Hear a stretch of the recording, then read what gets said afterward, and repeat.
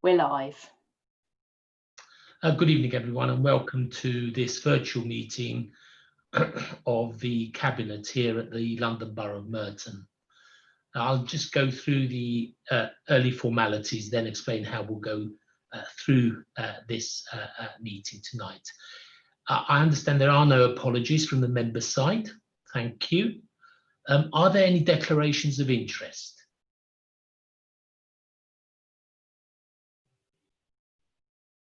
Okay, thank you for that. No declarations of interest. We're on item 3 now, and that is the minutes of the meeting that we held on the 15th of June of this year. Are there any dissenters to the approval of those minutes? Okay, I hear no dissenters. Those minutes are approved.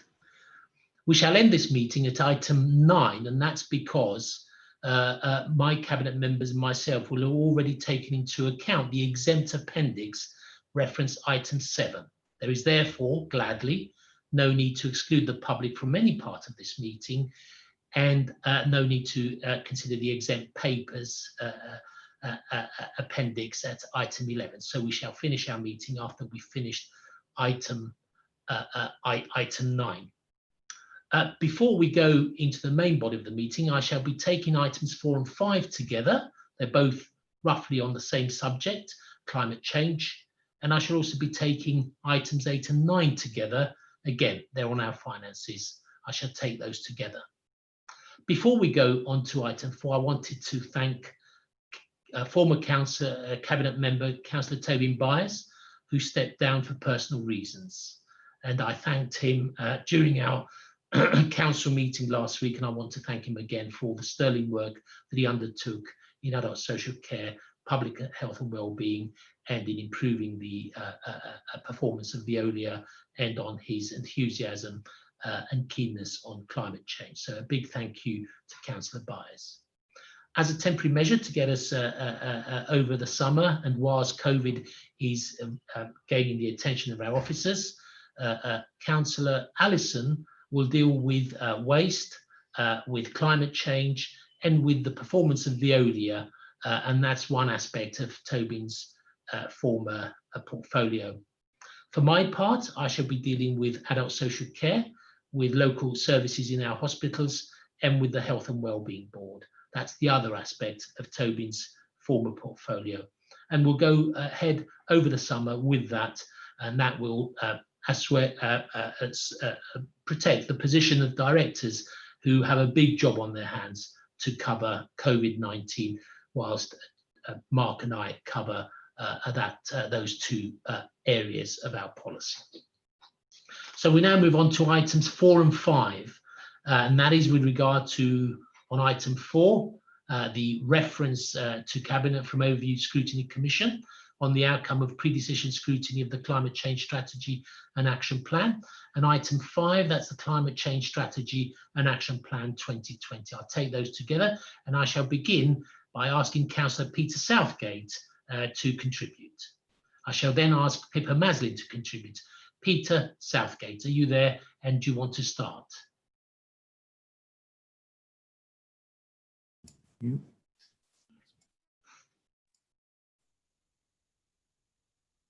If you unmute yourself, Councillor Southgate.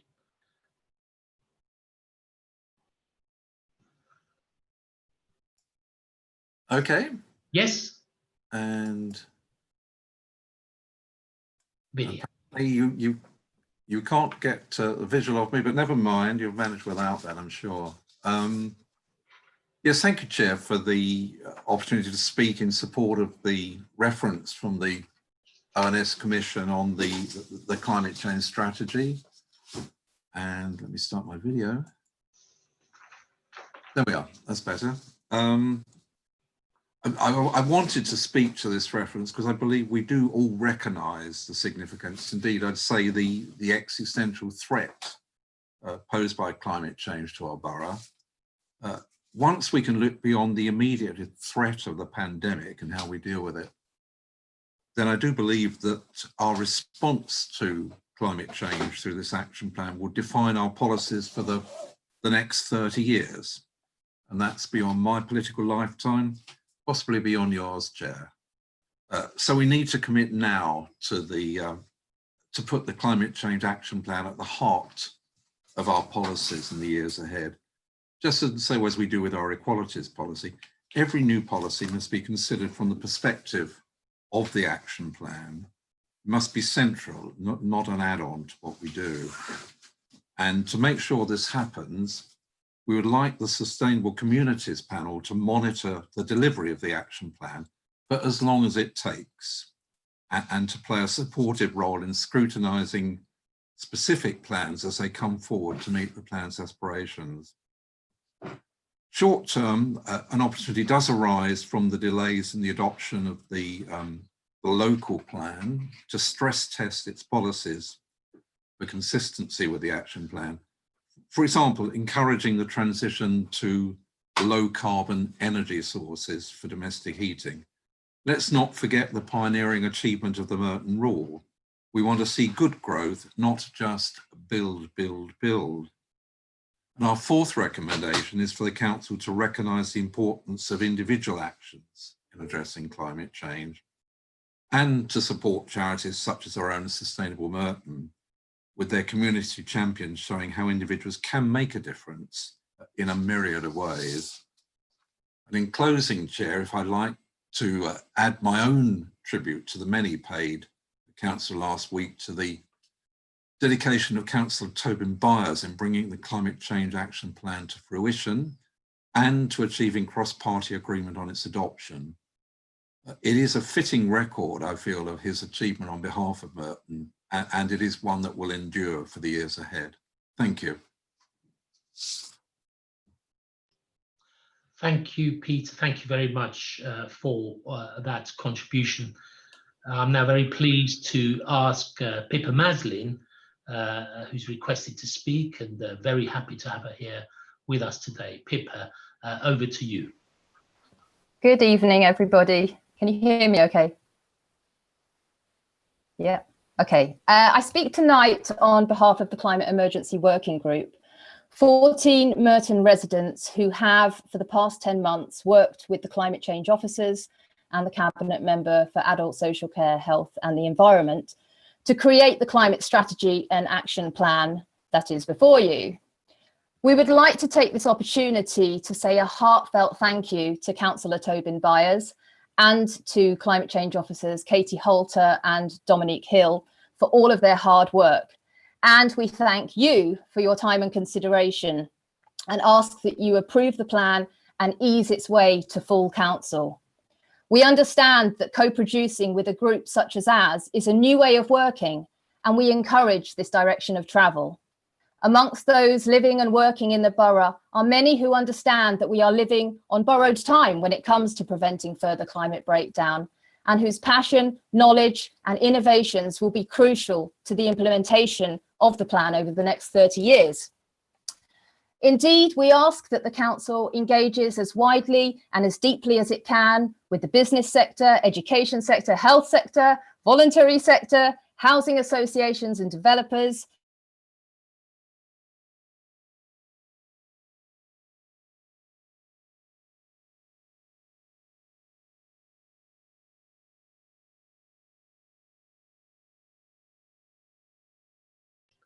Oh, Pippa, you've gone quiet. We can't hear you. No. Oh, there you are. Ah, where did you hear me to? I can't hear you, Stephen. Your microphone's off. Sorry, go back about 30 seconds. Oh, sorry. What? I'm not sure where that is. When you have a whole list of organisations the council needs. Oh, okay. Thank you. Sorry. Furthermore, we ask that Cabinet sets the tone in this regard and enables councillors of all stripes to do likewise. That the majority of carbon emissions lie outside the direct control of the council means that such collaboration is necessary, and there's so much enthusiasm and expertise to be harnessed. Last spring, over 2,000 people petitioned the council to declare a climate emergency, and you listened. Please continue in this vein. We also ask that you play your part in ensuring that political rivalry and tribalism does not impede progress. Rational debate should not be stifled, but please remember that last year's motion was passed not only with a cross-party consensus, but unanimously, and that this was well received by the public, who look to the council for grown-up politics. Just as the current public health emergency has not only exposed our vulnerabilities, but revealed our capacity to work together to make large-scale changes quickly, so addressing the climate emergency requires a similar mindset. Please try to not be deterred by resistance and opposition. Rather, please try to help us to educate. To conclude, the unparalleled undertaking represented in the Climate Strategy and Action Plan may in one sense be a long game. I will be all of 74 in 2050. However, we cannot afford to waste any time in making the changes that are necessary to ensure the health of the planet and the well-being of future generations. The group asks that you become ambassadors for the changes ahead. Please use the plan not only as a map, but also to lobby and to take advantage of relevant funding opportunities. We believe that it can be deployed as effective leverage, and we feel certain that the public will thank you for your leadership. That's me. Thank you, Pippa, and thank you for that enthusiasm for the subject and for the way you put your case over. Thank you for listening. We very much appreciate it. Thanks. And I now ask the Cabinet Member responsible for climate change, Councillor Mark Allison, to contribute.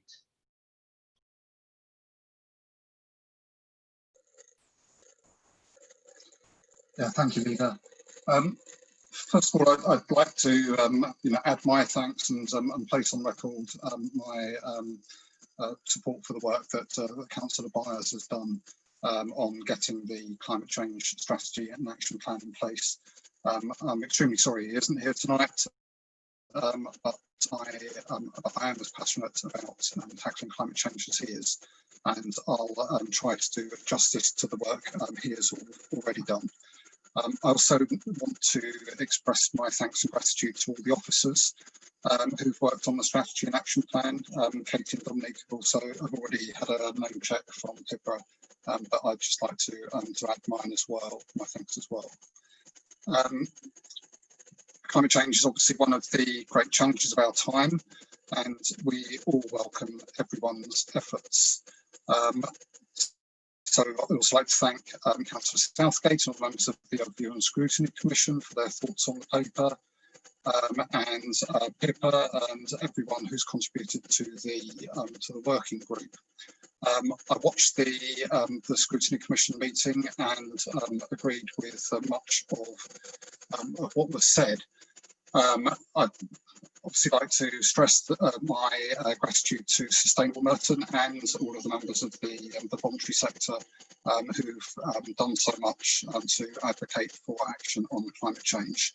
I'd also like to thank Pippa in particular for coming tonight and for the speech that she's made. I agree with much of it. Obviously, she's from the Green Party, which is a different party from ours, but as she said, we've found that this is an example where cross-party working has been very beneficial and has worked well, and it has achieved a unanimous support across parties. And where she talks about the need for us to be ambassadors, obviously, I agree with that. I think we don't agree with Green Party on everything. We don't agree with other parties on everything. But I think it's fair to say that everybody so far has shown great commitment to the environment, and I'd really like to thank them for having a sincere commitment to the environment as ours. Now, the report is asking us to adopt the strategy and action plan, and I'm happy to endorse that.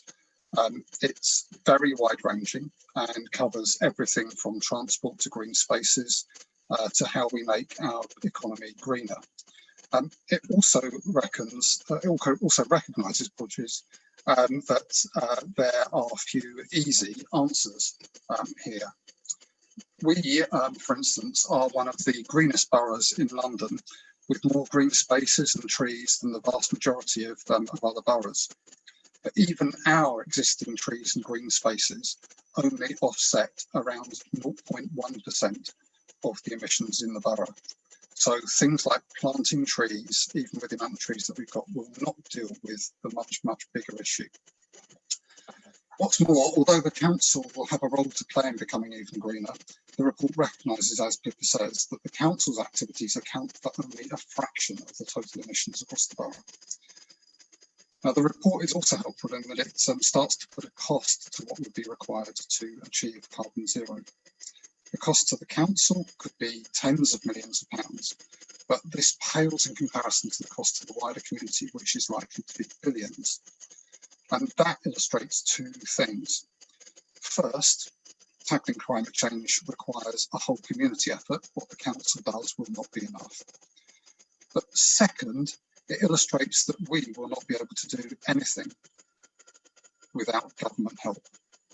We do not have tens of millions of pounds just lying around, particularly after the cost of tackling COVID-19. And as I've said before, COVID-19 alone could make us bust if the government does not provide us, as promised, with whatever it takes without us delivering unbearable cuts. So we will need to be reliant on government support in order to deliver the strategy and action plan, and we'll need to lobby hard to get the help that we need. It's therefore very helpful that we have this report before us, and so I really want to thank everybody once again for helping with the report and the action plan. What it does that's helpful is it makes a very clear and urgent case for government support, and we hope that they will provide it if we're to achieve the aim of climate zero. So thank you again to everybody who's helped to write the report and the action plan. Thank you to everybody on the Commission for their work, which we're studying tonight. I hope that as a result of your work, we can all together convince the government to listen to our lobbying efforts. It's been a great effort from you, and I look forward to the future of this plan. Thank you.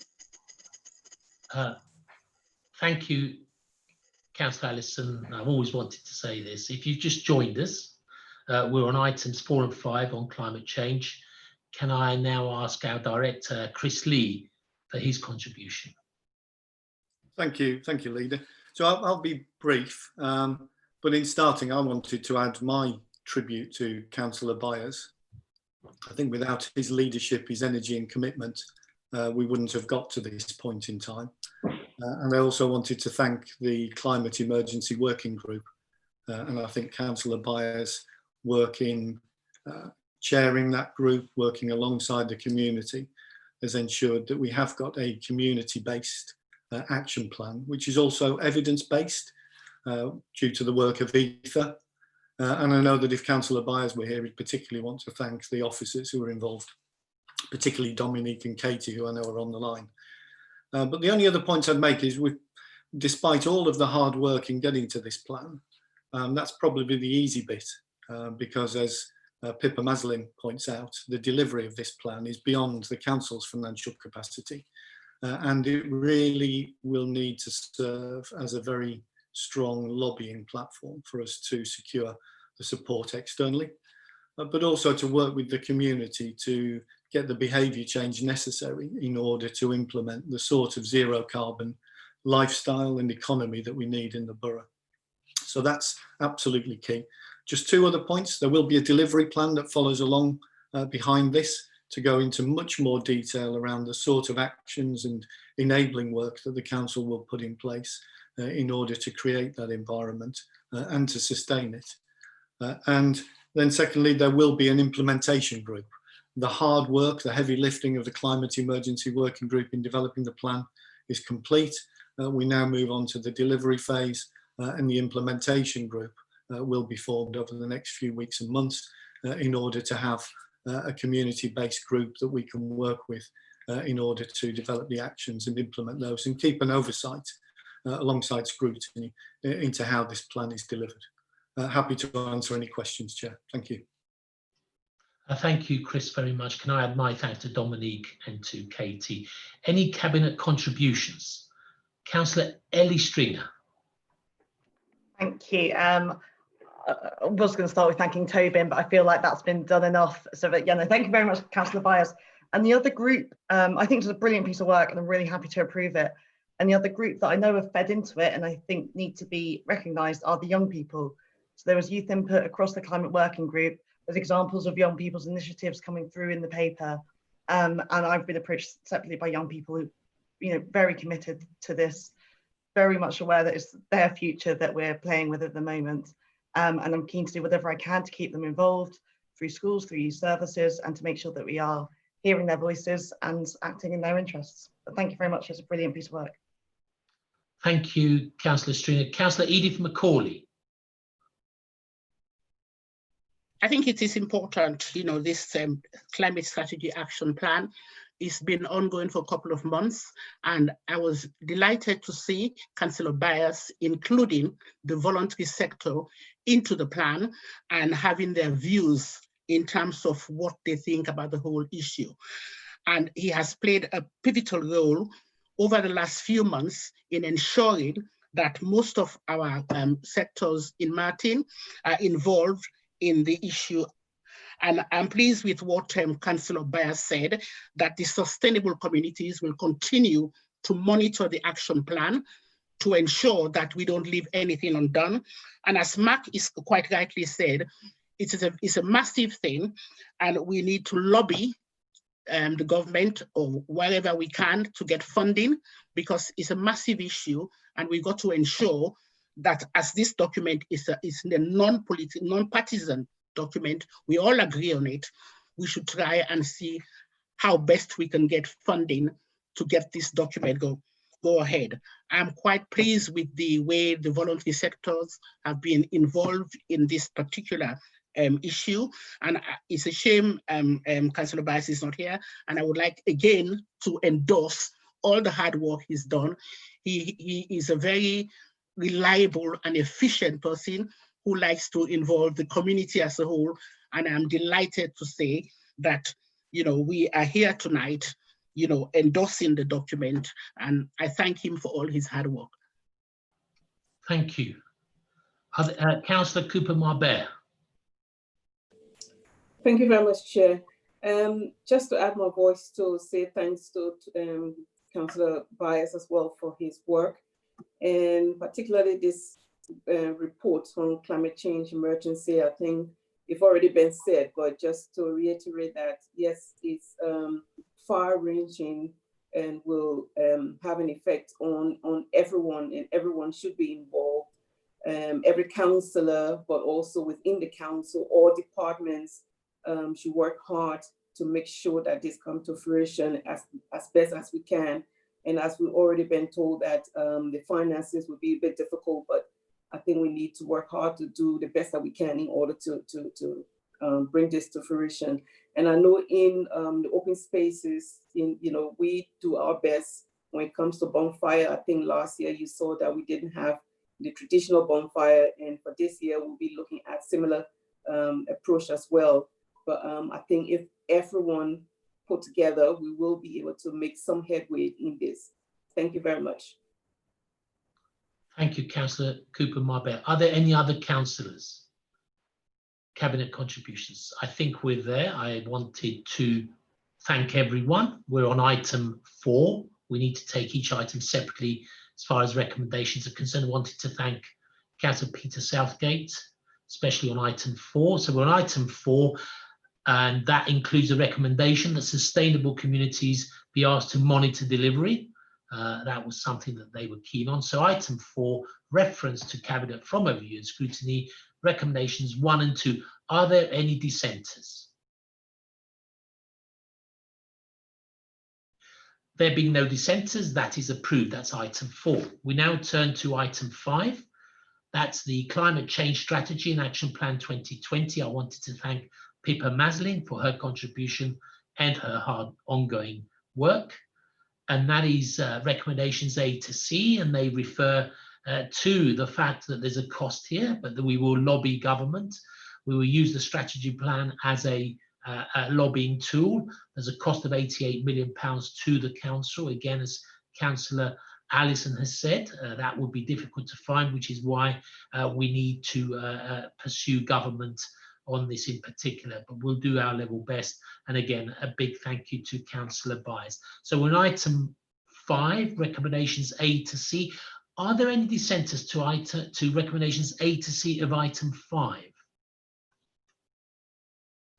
There being no dissenters, that item 5, the Climate Change Strategy and Action Plan 2020 is approved. We now turn to item 6, the allocation of neighbourhood SIL funding to the Sustainable Merton Community Champions. I now turn to Councillor Martin Welton. Thank you, Leader. I formally move the recommendations as set out in this report. As we mentioned in the previous item, community champions have a key role to play in our local community.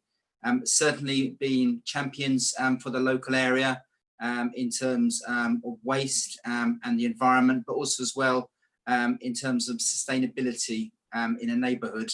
I think we recognise the work, obviously my colleague, my former colleague, Councillor Byers did a huge amount of work, and having more community champions will enable us to have stronger links within our community. Now, in terms of the £50,000 allocated in the neighbourhood SIL, this has been taken in advance of the decision that is to be taken at July Cabinet. The consultation for SIL closed on the 3rd of July, and we will be considering the rest of the bids at our September Cabinet meeting. But this 50,000 is required to support the programme run by Sustainable Merton, and includes a continuation of the work which started this year. We've already seen the successful rollout in many areas across the borough. This funding will allow us even more resources to actually support it. One of the examples of late as well has been the provision of a mobile community fridge, which has been running during lockdown. We consider this to be a suitable receipt for funds in terms of the building social capital. Their work is a place marker for you residents and businesses of borough, including those affected by you developments, so far as underlining the importance we place on sustainability and the types and behaviours and activities that should be adopted.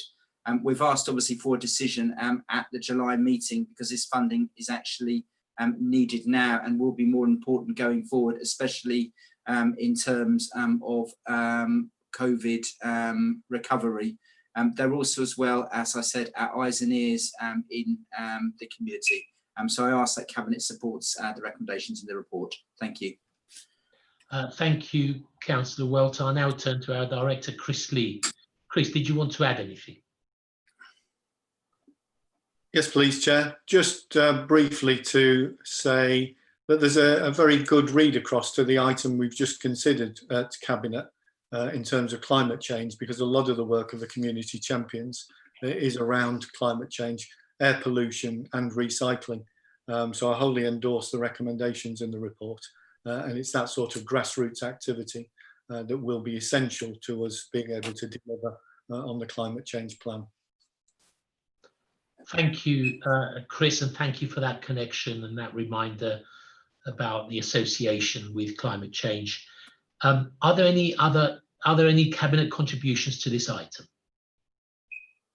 Okay, I think Councillor Welton has explained that very well and very comprehensively, with that timely reminder of the connection with climate change from our Director, Chris Lee. There being no other Cabinet members wishing to speak, we're on item 6, the allocation of neighbourhood SIL funding to the Sustainable Merton Community Champions. One recommendation. Are there any dissenters to recommendation 1 on item 6? Agreed. There being no dissenters, that is agreed. Thank you very much. We now turn to item 7, Household Reuse and Recycling Centre Contract Review Variation. And I know that we have all seen the exempt report at item 11. Over to Councillor Mark Allison. Okay, thank you again, Leader. Once again, I'd like to thank Councillor Byers for his work so far on this. What we are proposing here is hopefully fairly straightforward, but I'd like to thank also all of the officers here, Chris and John Bosley, and across the South London Waste Partnership for their work on this. I'd also like to use this opportunity to express my thanks to the amazing staff at the Reuse and Recycling Centre, and actually elsewhere across the department. Coronavirus has challenged this team, I think it's fair to say, as much as any other council, and the feedback that I've had, certainly from residents, has been really positive. Now, it can't be easy dealing with our rubbish even at the best of times, but during the COVID outbreak, what they've been doing, often working outdoors while staying safe and stopping the spread of the virus, has been exemplary. So I think I'd like to, on behalf of everyone here, pass on my best wishes to them. The team have done a really good job, and I think our residents would also like to pass on their thanks. Even within the overall environment team, I'd just also like to point out that the service at Garth Road is very highly regarded. In normal times, the TIP provides a great service, and the staff are well known for being helpful and supportive. It's a service that my family uses, and we've always been impressed. But obviously, during the outbreak, the way that they've gone over and beyond has been fantastic. Now, what this paper seeks to do, that we're looking at tonight, is to align the terms of the contract at Garth Road. Overall, I think it's fair to say that we are happy with the service that we've been receiving. And what we're finding from this report is that it will offer good value for money for local residents to extend this contract modestly until 2025. As part of our general approach, it also offers an opportunity for us to extend the London living wage to more of our contractors, and I think that's a good thing. Now, the London living wage does add costs to the council, and unfortunately, it's not something that we're offering to all of our contractors. But what we seek to do is that when there's a change of contract that allows us some flexibility, we can look at it and take advantage of it if we can afford to. Now, as you know, as everybody at the meeting knows, we called on the government just last week as a cross-party to properly fund councils, for the government to properly fund councils and their contractors, so that the London living wage can be extended to all council contract staff. Because I think that's the right thing to do, and it recognises the work that they do. But thanks to the work of the South London Waste Partnership, we can pay it now to this group of people, and I think therefore that we should. I therefore would like to move the report, thanking our team again for the work they've done, particularly during the coronavirus outbreak, and I hope that we can use this opportunity, as well as agreeing to all the recommendations, to really extend our appreciation to everybody who works at Garth Road and across the whole of the environment team. Thank you, Leader. Thank you, Mark, and I'd like to add my thanks to Garth Road, to everyone there. I use it from time to time, and I find it efficient.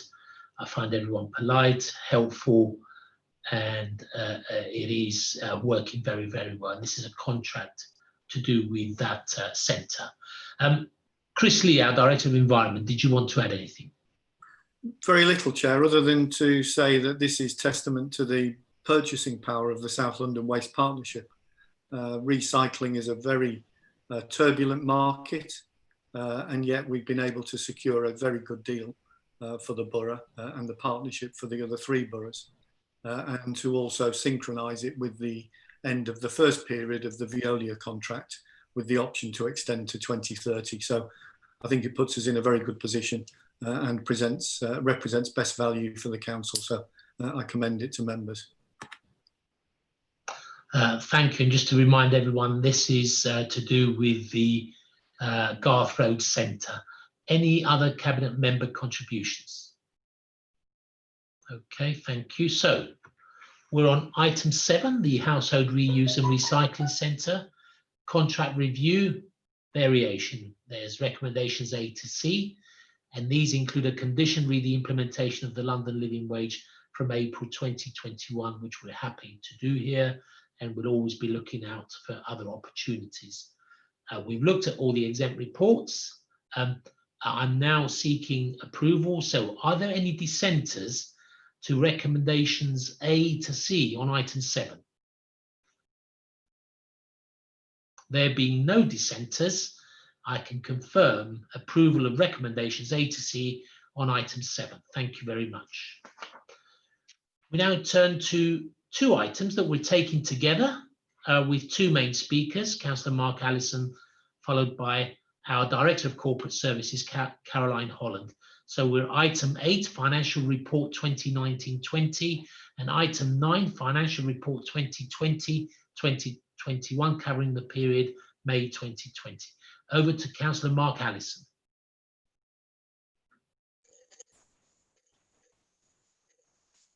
Thank you again, Leader. And I'd like to thank a lot of other people for these reports. Pay tribute, first of all, to Caroline Holland, our Director, then Roger Kershaw, the Lead Officer. But I also want to pay tribute to the many council staff who've worked so hard on these documents, particularly as they've had to do so while also dealing with all of the additional work they're having to do due to COVID-19. These are very useful documents to us. The documents that help us to be businesslike and plan ahead. Now, the first obvious thing to note from the documents is the contrast between the outturn, which covers a period mostly before the coronavirus outbreak, and the forecast, which covers the period starting from April, just after the outbreak started. So can I thank everybody involved in ensuring that our spending in 2019 to 20, up until the end of March, was so close to the budget. We finished the year at 99.75% accuracy, with a favourable outturn of just over £1.7 million. And getting so close to 100% is largely down to good management and sound behaviour from officers in dealing with unpredicted extra costs throughout the course of the year. We're also able to set a little bit aside for our COVID emergency funding and to deal with the dedicated support grant, which is the extra cost of educating children with special needs, while we wait the extra money that the government should be providing us to deal with that. Of course, the slightly favourable outturn does hide the full story, which includes dealing with cost pressures across the board after more than a decade of austerity. But on the whole, I'm pleased to say that we've been able to keep services running reasonably well over the course of the past year. Our sound management and business-like approach ensured that services like our parks and open spaces, libraries and leisure centres were all well used, helping to make Merton a great place for families. However, coronavirus has had a huge impact, and that can be seen in the financial papers for 2020-21. At the outset of the virus, the government told us to do all we could for our communities and promised that they would give us whatever it takes. However, the financial report shows that, yes, they have given councils an unprecedented level of support, but I'm afraid they've so far not delivered on their full promise. We reckon that the cost to the council of dealing with the outbreak has been more than £40 million. Yet we estimate that the shortfall from the government is still tens of millions of pounds, at least a quarter of all the money we raise from council tax each year and possibly more. Certainly about double our entire unallocated reserves. And we're currently showing a predicted adverse variance of more than £25 million for the period from April 2020 to March 2021. That's compared to a positive variance of less than £2 million in the previous year. And if the impact of the coronavirus continues into next year as expected, this figure could get worse. Now, I don't want to cause alarm. We have been through a period of austerity already in the last 10 years in which councils have lost around half of our funding from the government, and we have survived and indeed in many ways prospered. In fact, Merton has continued to score record ratings from our residents. We've been able to do that through prudent management, taking a business-like approach, prioritising the things that are most valuable to our residents, that sort of thing. But the shortfall this year is beyond what we've had to cope with in any previous year. I'm confident we'll be able to cope, but we're already close to the minimum amount of reserves that's allowed. So without extra funding from the government or huge cuts to our services, we are in a very vulnerable position. So as I said, I don't think it will come to that. We are a well-run council, but without full support from the government, whatever it takes, we will face a very unappetizing set of choices at a time when our community will need us more than ever. Over the past few months, we've worked with many businesses and community groups, with people like Pippa and the Working Party that we talked about earlier, as well as council staff, and together we've done wonders. But this financial report and the contrast with normal times shown in the outturn shows what a big task we will have throughout this year to keep the show on the road. So I'd just like to finish by saying thanks to everybody who's helped to put together these documents. Thanks to everybody who's worked so hard on our finances. It's going to be a very challenging year, but I have confidence in our ability to deal with it. And I'm happy to move all the recommendations in these two reports. Thank you, Leader. Thank you, Councillor Allison. Thank you for your hard work. We now turn to our Director of Corporate Services, Caroline Holland. Thank you, Chair. So I suppose I just wanted to point out to the very different positions that we're in with the outturn report and then our financial monitoring for month 2.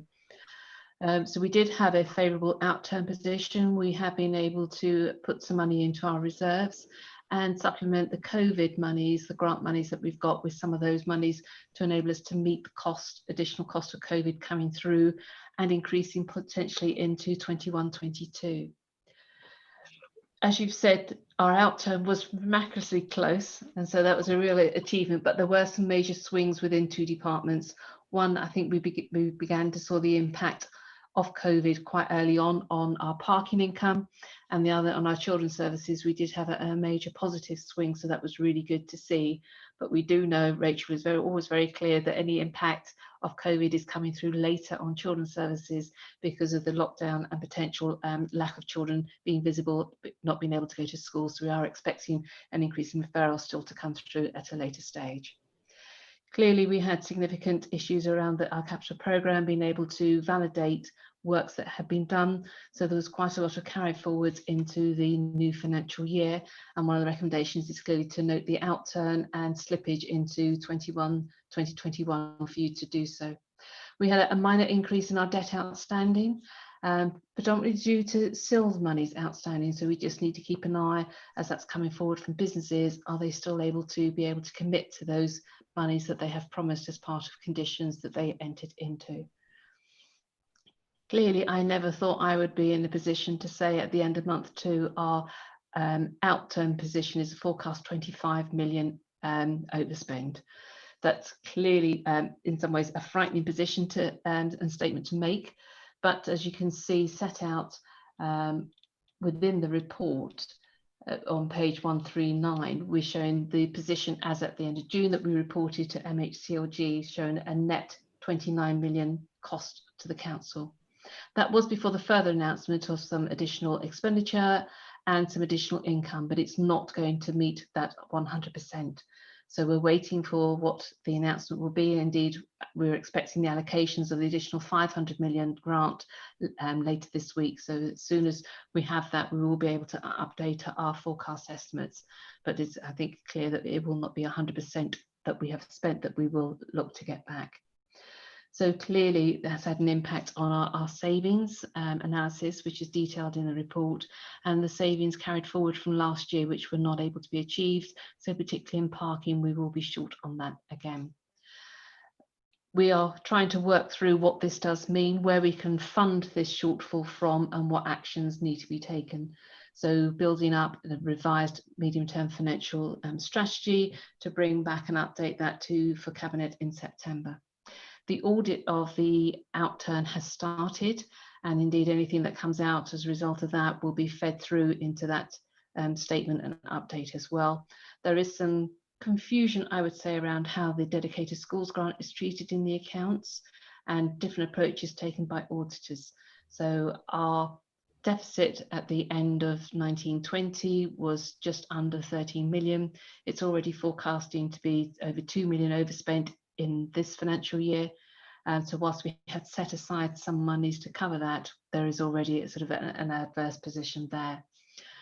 So we're just waiting to see if there's going to be any further information as to how we treat that in our accounts, which could have an impact on the way we then are able to respond to COVID. So if that's a case of watch this space, and we'll keep you informed. Clearly, there is some slippage in the new year, and we've asked budget managers to go through the capital programme because it's an extremely high programme. There will be further slippage to bring back to you to get approval on, because A, we don't have the capacity to do some of the work now because resources have been directed elsewhere to respond to the crisis, and B, there are some schemes now which we may not have the money to do so. So we are reviewing that and we'll bring further changes back to you.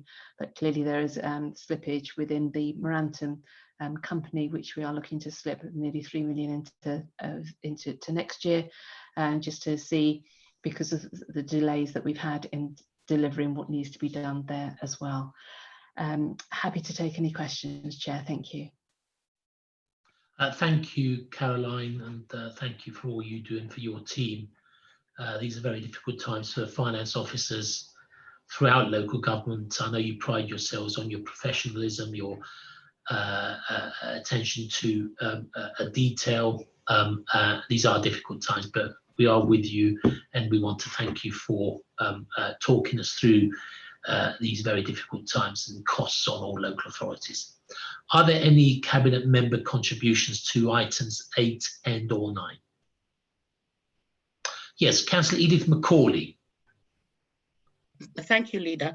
I think because of the impact of COVID, we want to continue to invest on CCTV, obviously to keep our residents safe. We've seen the impact it's had in the borough as a whole, and what the police have done, the BCU, they have played a pivotal role in making sure that residents are kept safe. And in investing on CCTV, this will make us more safer than we were before, and keeping in line in the access of justice, and then bringing perpetrators of crime to justice as well. We also want to continue to fund our volunteer organization, as we've seen the impact which it has had on our BME people.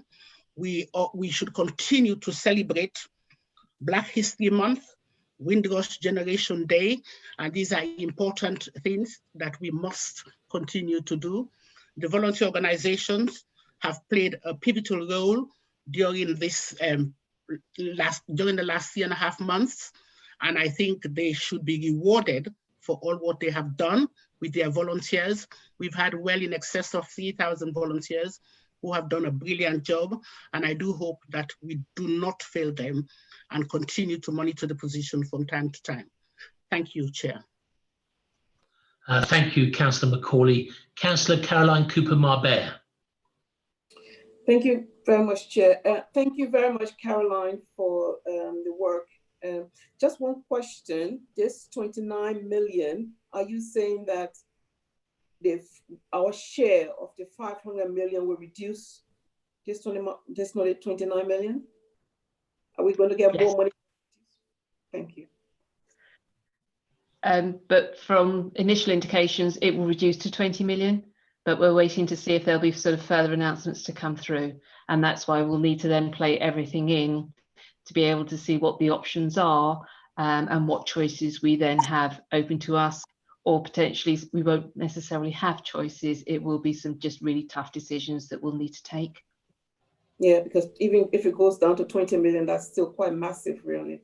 But yeah. Well, considering our budget gap over the MTFS was sort of 11 million, that is a significant gap to find in 1 year, yes. Thank you, thanks.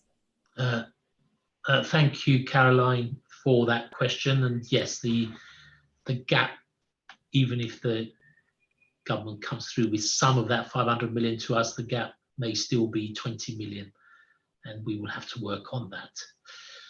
So any more Cabinet contributions? I see no hands there. And so we're on items 8 and 9. I wanted to thank Caroline, thank Councillor Ellison, and thank everyone involved with this these two reports.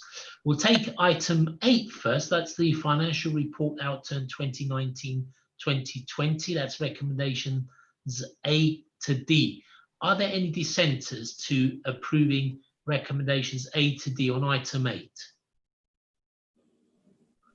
I hear none. Therefore, we have tonight, as a cabinet body, approved item 8, financial report 2019-20, by saying yes to recommendations A to D. I now turn to our last item for tonight. That's item 9.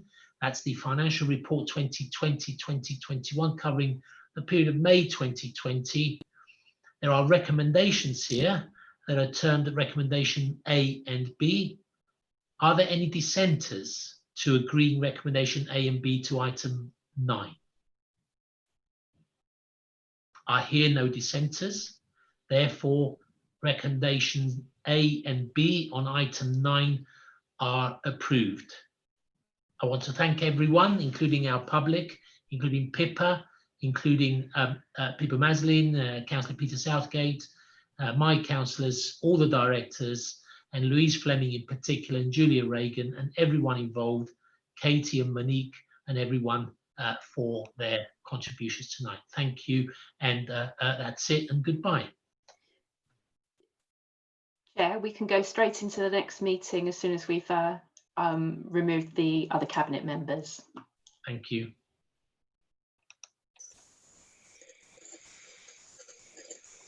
Would it be okay to have a couple of minutes? Yeah.